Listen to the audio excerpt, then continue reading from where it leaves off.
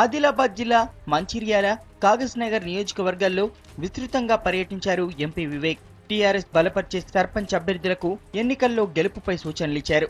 సమైక్యాంధ్ర పార్టీల నాయకులు రెచ్చగొడితే శాంతంగా ఉండాలని, గెలుపుతోనే వారికి సమాధానం చెప్పాలని అభ్యర్థులకు, కార్యకర్తలకు తెలిపారు. ముఖ్యమంత్రి చేస్తున్న కుట్రలను తెలంగాణ వాదులకు వివరించారు.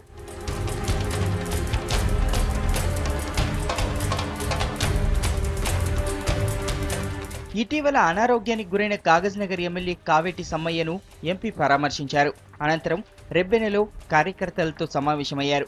ఈ సందర్భంగా ఎంపీ వివేక్ సమక్షంలో దాదాపు 200 మంది ఇతర పార్టీల కార్యకర్తలు టీఆర్ఎస్లో చేరారు. తెలంగాణ ద్రోహులను తరిమికొట్టాలని ఆసిఫాబాద్ రచ్చబండలో ప్రజలకు పిలుపునిచ్చారు ఎంపీ. రాబోయే ఎన్నికల్లో వారికి తగిన బుద్ధి చెప్పాలన్నారు. తెలంగాణ సెంటిమెంట్ లేదు. 1200 మంది పిల్లలు ఎవరైతే ప్రాణ బలిదానాలు చేసుకున్నారో తెలంగాణ గురించి అది మర్చిపోయి ఈ రచ్చబండ కార్యక్రమం చేసి తెలంగాణ సెంటిమెంట్ లేదని చెప్పి 2 సంవత్సరాల నుంచి మన తెలంగాణ ప్రజలకందరికీ కూడా ఇబ్బందులు చేస్తున్నారు.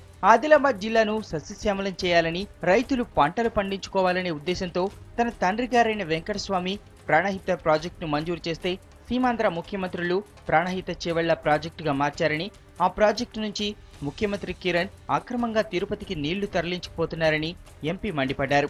ఇక్కడ మా ఒక గ్రామానికి మా ఆదిలాబాద్ జిల్లాలో ప్రాణహిత నీళ్లు వస్తాయని చెప్పి ఈ ముఖ్యమంత్రి చెప్పడం జరిగింది.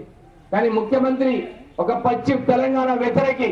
ఆయన ఏమన్నాడు, అరే మీకెందుకు ఆ నీళ్లు, నేను తీసుకుపోతా తిరుపతికి అని చెప్పి 5,000 కోట్ల రూపాయలు బడ్జెట్ లో పెట్టుకోవడం జరిగింది. 1200 మంది అమరులైన తెలంగాణ కోసం కృషి చేయని ఈ ప్రాంత మంత్రులపై విమర్శలు గుప్పించారు ఎంపీ. తెలంగాణ కోసం పోరాడని ఈ ప్రాంత నాయకులు తెలంగాణ ద్రోహులన్నారు.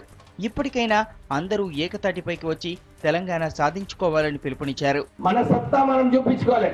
ఈ తెలంగాణ ప్రజలందరూ కూడా తెలంగాణ పార్టీని గెలిపించుకొని మా సత్తా ఉంది, మాకు తెలంగాణ కావాలని చెప్పి ఈ ఒత్తిడి కేంద్రం పైన తెచ్చే బాధ్యత మనందరి పని ఉంది. సర్పంచ్లను ఈ రెబ్బెన మండలంలో ఉన్న సర్పంచ్లందరినీ కూడా మనం గెలిపించుకునే అవసరం ఉంది. రాష్ట్ర ఎస్సీ సెల్ కోఆర్డినేటర్ టీఆర్ఎస్ నేత మద్ది శంకర్ తల్లి మరణించడంతో ఆయన్ను ఓదార్చి వారి కుటుంబ సభ్యులకు భరోసా ఇచ్చారు ఎంపీ.